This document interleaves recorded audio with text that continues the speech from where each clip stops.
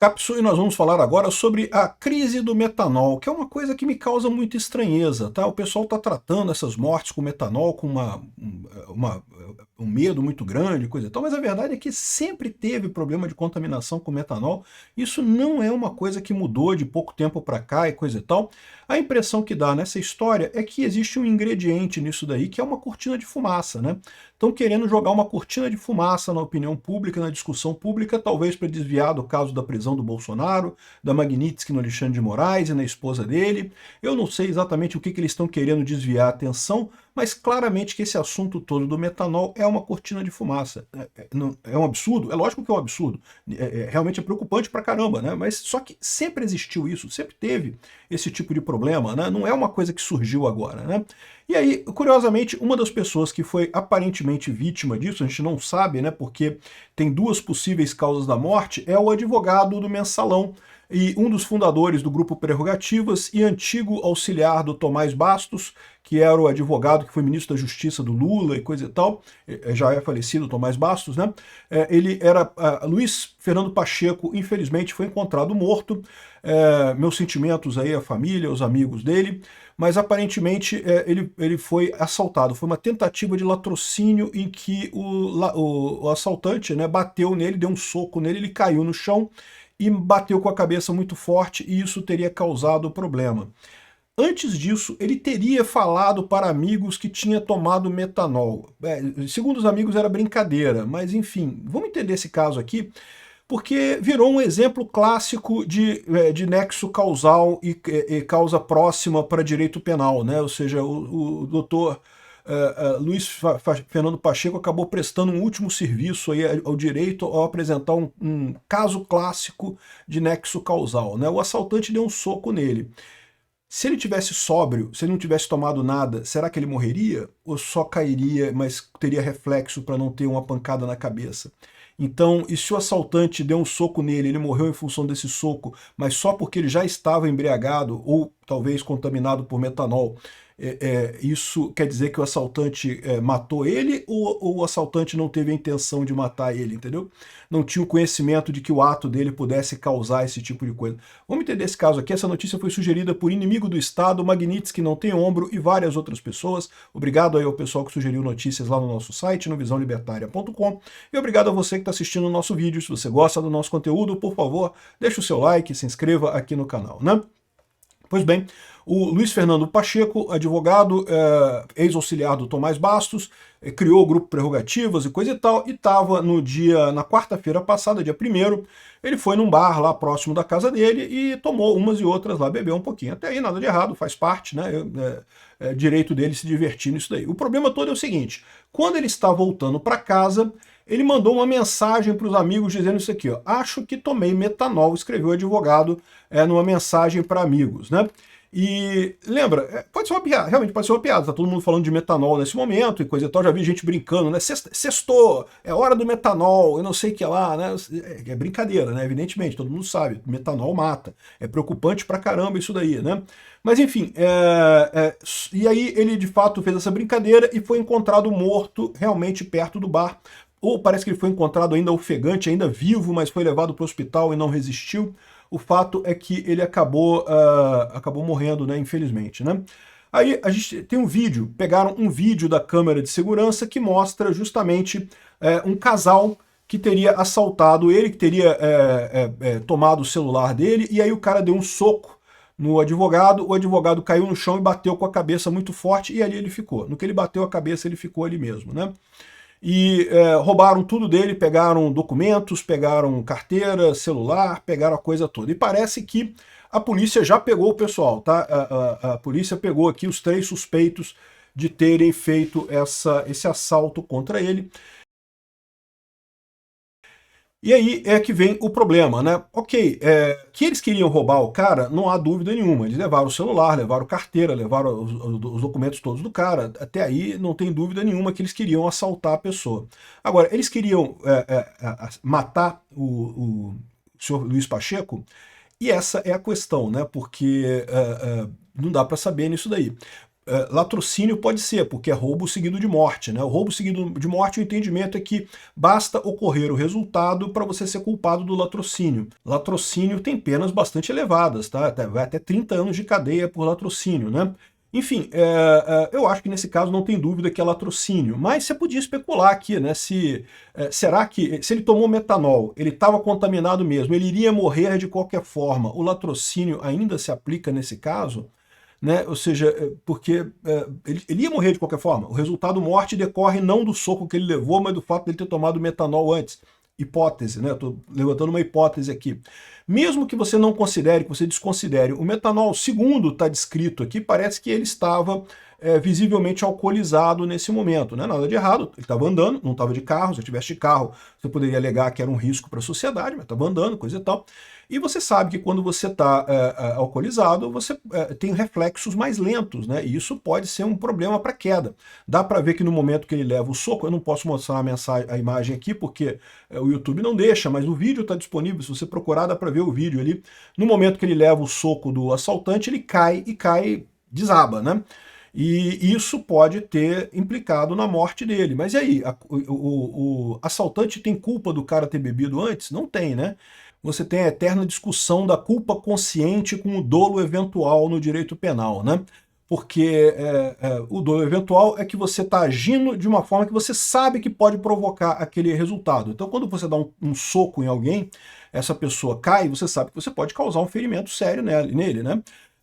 E se o cara tá bêbado, você sabe que pode causar a morte dele, porque justamente a pessoa já está sem um equilíbrio e coisa e tal. Então seria dolo eventual nesse caso, mas você pode alegar que era culpa consciente.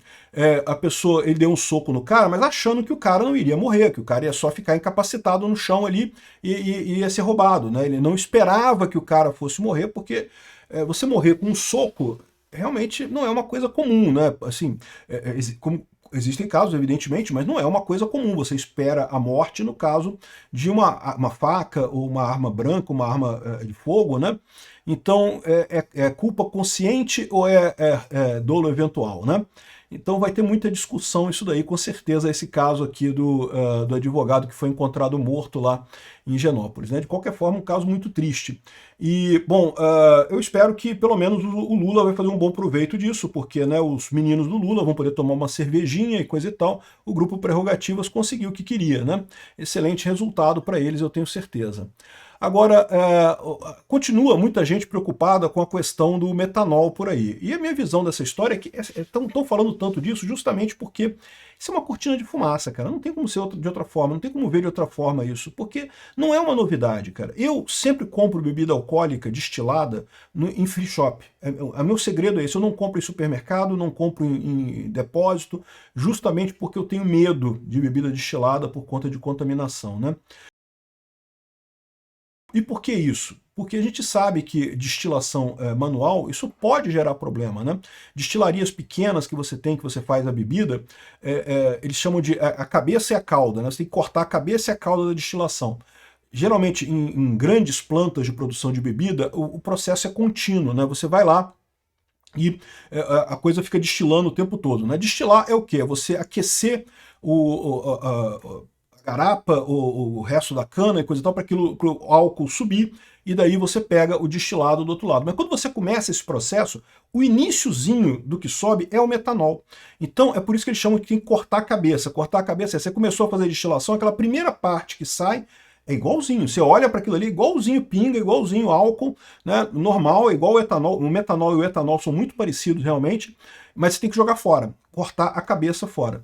E aí você faz o corpo, você usa a destilação mesmo, você, né, faz a destilação da pinga, ou do whisky, ou do que quer que seja. E aí, no final, você joga fora a cauda também. Porque o que é a cauda? Quando no final, que aquela batelada já está acabando, só tem resto ali, aí já começa a ter o álcool contaminado com outros tipos de substância, e aí também você corta a cauda da destilação, joga fora também, para não comprometer a qualidade do produto que você está fazendo. É muito importante cortar a cabeça e a cauda na destilação. Mas o problema é o seguinte, a cabeça e a cauda, você olha para ela está boazinha, ele parece álcool normal, né? E aí surge a expectativa em alguns destiladores, pô, vou usar isso. Usar calda é menos mal, porque embora o gosto seja ruim, meio que não tem metanol ali, né? Agora, usar a cabeça é um problemático. E também tem a questão do ponto. Em que ponto você corta a cabeça, né? Se você deixar muito tempo, você vai estar perdendo álcool de boa qualidade no meio do caminho. Se você cortar muito rápido, você está arriscado ainda passar algum metanol no produto que você destilou, né?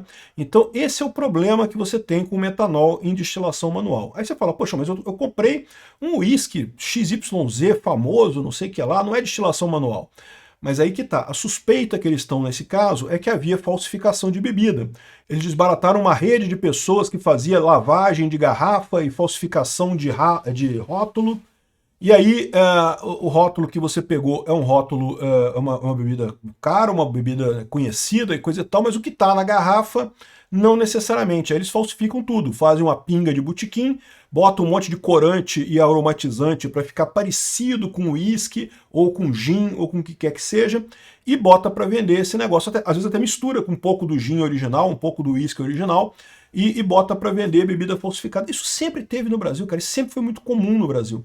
É por isso que eu sempre comprei em free shop, porque eu sei que o free shop compra lá da destilaria direto, compra direto do pessoal lá, já estão envolvidos no negócio de importação direto. Eles têm volume para comprar direto da fonte, né? Os outros, qualquer outro botequim ou bar aqui no Brasil, veja, tem algumas empresas de venda de bebidas que são de boa qualidade, que você sabe, que você confia e coisa e tal, mas nenhuma delas vai conseguir comprar direto da fábrica lá, vai ter que ter um intermediário no meio do caminho. E quanto mais intermediário você tem, maior o risco você corre disso daqui, né? O problema maior é em casa noturna e barzinho que vende isso daí. Isso é muito maior do que muito pior do que você comprar a garrafa. Por quê? Porque esse pessoal já tem até o truque. Em casa noturna eles fazem muito isso. Quando a pessoa acabou de chegar no show, na balada, eles dão um uísque bom, dão garrafa de verdade, né?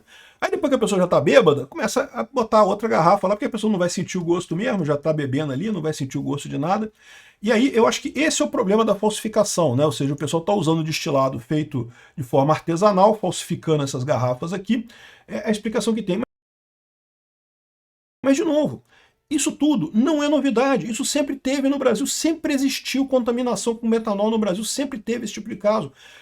O pessoal está fazendo um escarcéu em cima dessas mortes, né? E estão achando morte, já acharam morte em Brasília, acharam morte no Pernambuco, acharam morte no Rio de Janeiro, morte num monte de lugar. Aí, meu Deus, que coisa, tem uma quadrilha que está espalhando metanol. Não, isso é o normal, acontece mesmo, o pessoal falsifica em coisas artesanais pequenos, em vários lugares do Brasil é falsificado isso, e você tem de vez em quando esse tipo de caso. Se você pegar a estatística do ano passado, você vai encontrar a mesma coisa. Aí que tá, por que estão fazendo esse escarcéu na mídia? A minha suspeita é que o primeiro objetivo disso é tentar jogar lama no Tarcísio, né? O governo Lula estava querendo criticar o Tarcísio de alguma forma, jogou lama no Tarcísio por conta desses casos lá em São Paulo. São casos que chamam atenção, então vamos botar na conta do Tarcísio. Isso aqui começou a aparecer agora casos no Brasil inteiro, né? E aí ficou claro que o problema não é o Tarcísio, o problema é os impostos do governo. Os impostos do governo sobre bebidas alcoólicas são enormes, e aí gera realmente espaço para validar esse tipo de coisa, para fazer esse tipo de falsificação. Lá fora isso é mais raro, porque como a bebida é barata lá fora, é difícil, não vale a pena você falsificar um negócio que é barato. Aqui no Brasil, como bebida é muito caro, vale a pena, né?